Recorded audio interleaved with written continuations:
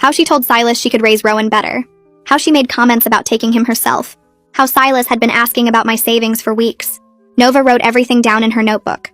Her face stayed calm and professional, but I saw her jaw tighten when I described how Silas had held Rowan over the balcony, how he'd extorted the money from both me and Knox before dropping him anyway. She asked about Knox, whether he had any reason to help Silas. I opened my mouth to say no, but then I stopped. I realized I didn't actually know. I'd always assumed Knox was on my side. He seemed horrified by what was happening, but his car was gone.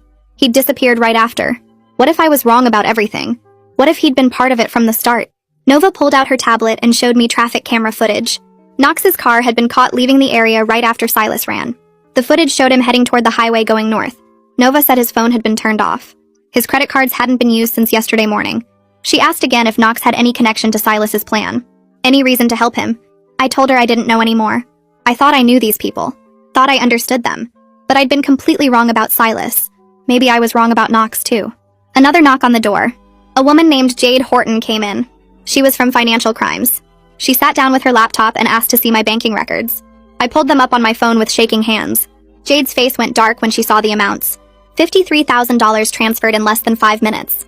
She asked how long I'd had to make the decision. I told her maybe 2 minutes, maybe less. Silas was holding Rowan over the edge and screaming at me to do it now. Jade explained that this was felony extortion combined with kidnapping. The money trail would help them locate Silas and Vivian. She started tracing where the transfers went. Her fingers moved fast across her keyboard. After about 20 minutes, she looked up. The money had gone to an account that was opened 3 weeks ago. It was under a fake business name. Completely fabricated. This meant Silas had been planning this for at least that long. Maybe longer. I felt sick. 3 weeks ago, we were still together. Still living like a normal family. He was kissing me goodnight, playing with Rowan, acting like everything was fine. And the whole time, he was planning to destroy my life, to steal my baby and take everything I had. I started remembering things. Details I'd ignored at the time. Silas had been weird for about a month, asking strange questions about my savings, about my family's money, about whether I had life insurance.